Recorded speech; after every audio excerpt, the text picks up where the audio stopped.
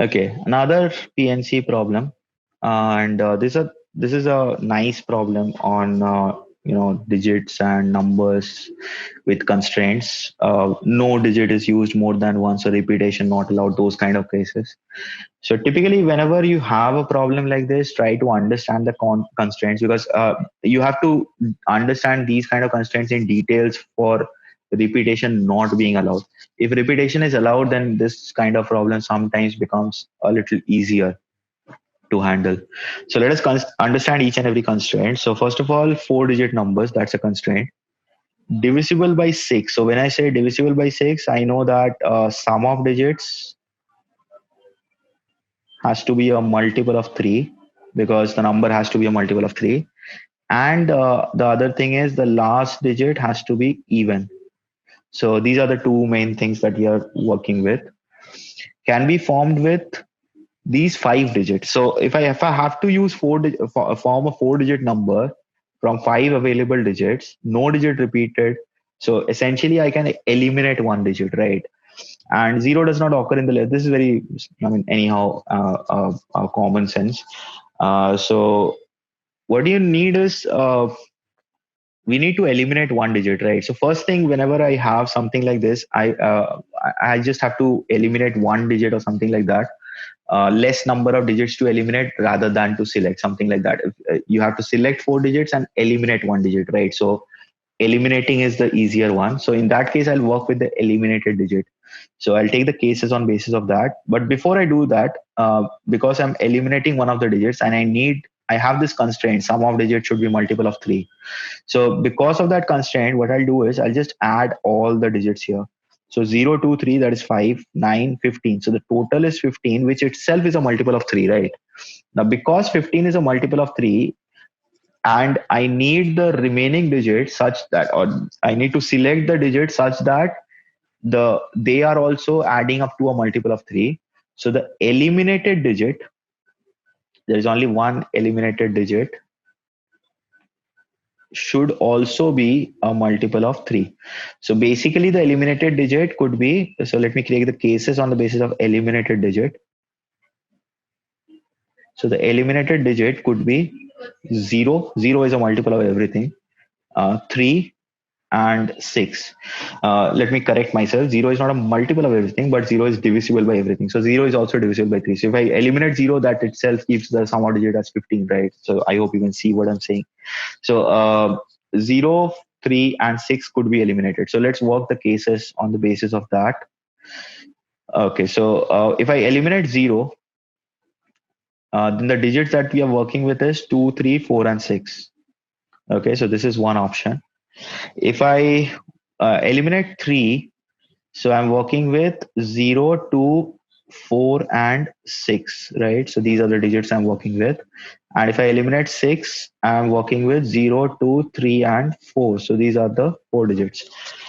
So out of these 4 cases, I feel the most comfortable here, because that is not using a 0. Because there is always a constraint, and this constraint, even if it is not mentioned, 0 does not occur in the leftmost position. This has to be understood because it's a 4-digit number. It's not a 4-digit code or something.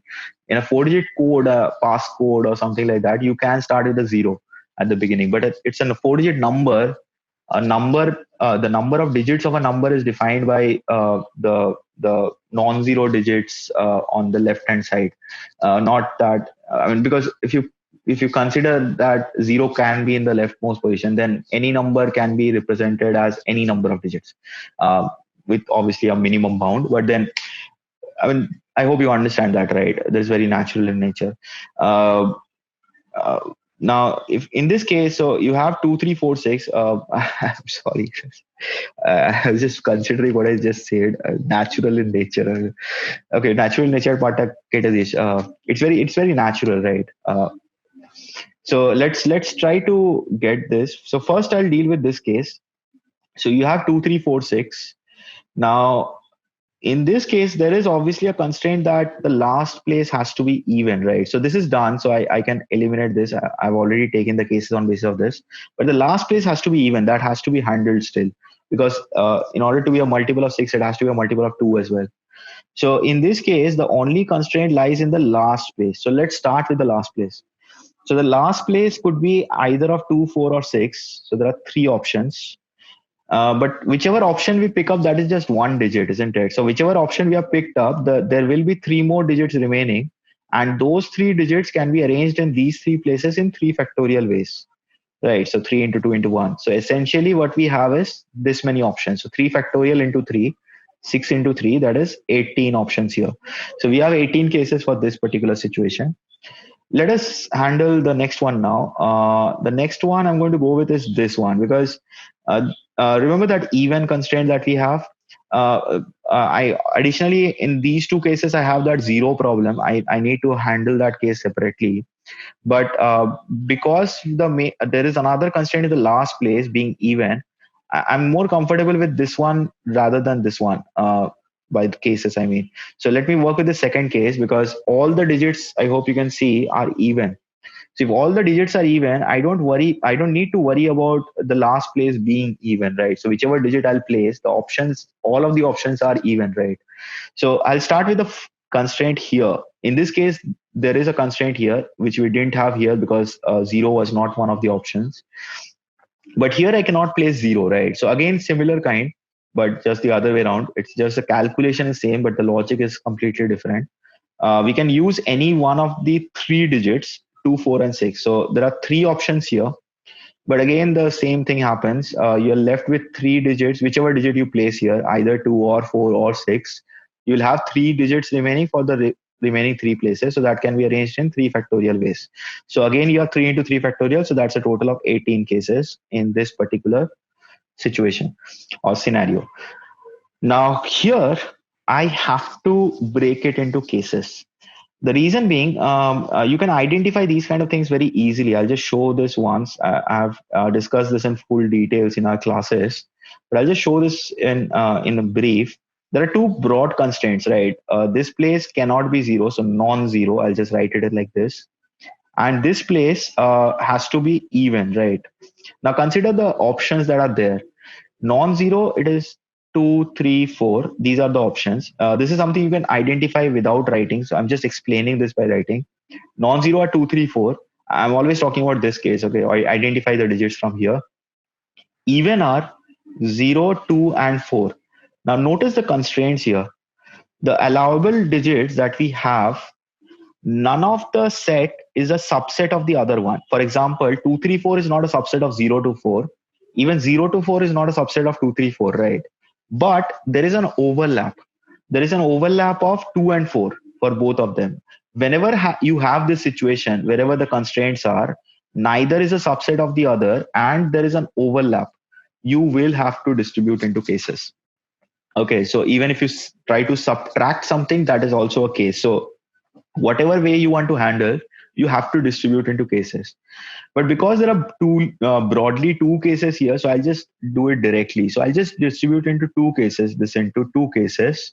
One case where I use a zero here, and another case where I do not use a zero, so non-zero number, something like this. I could have distributed the cases on the basis of the first digit as well, but I'm choosing the last place. It's the same thing. You can try it yourself. So if I choose the zero in the last place, that is just one option. And zero is allowed in the last place because it's an even digit. So zero being allowed here, already taken up here. The remaining three digits, any of the three can be used in any of the place. So there are 3 factorial or so this is multiplied here. So there is a 6 options in this case, right? Now coming to this particular situation, you're using a non-zero digit, right? So non-zero digit, please understand it has to be even. Do not forget the main constraint. So the main constraint was this last place has to be even, right? I hope you can see this. Let me take the other things off. This is what the other constraint was, right? The last place has to be even. So non-zero, even. What are the options? 2 or 4? So there are a couple of options for the last place. Now, the couple of options that we have picked up something which is not zero. So whatever are remaining, so suppose you pick up 2 for the last place, you have 0, 3, 4 remaining, but you cannot use a 0 here, right? So there will always be two options remaining. So for example, as I said, if you use a 2 here, out of the 0, 3, 4 remaining, you can either use a 3 or a 4 here. You cannot use 0, right? So just for each of the cases here, whether you use a 2 or a 4, you'll always have two options here. Now, once that is done, now the rest of it is easy. These two places, there are two digits remaining and any two can be used. So 2 factorial options for this. So you have these many options, 2 into 2 factorial into 2, that's total of 8 options. And this was total of 6 options. So all you have to do now is count or add all these cases. So let us do it here. So we have 18 options for these two. You have 6 options here and 8 options here. So that's a total of 14 options. So 18 is 36 plus 14. Add all of them and you get the answer here. So there's a total of 50 options or 54 digit numbers which satisfies all these constraints. So that is the answer for this question. This will take some time. You cannot avoid these cases. So roughly 2 minutes is a good time to solve this. Even if it takes a half minute more than that, it's fine for a problem like this. It's done with basics. Just be careful. Don't try to apply shortcuts and stuff. You might mess it up. You will mess it up. So just do it in the safest manner possible. You'll save time and you'll always get the right answer. So ideal time 2 minutes. Even if it takes 2.5, that is fine. So that's it for this question. Thank you.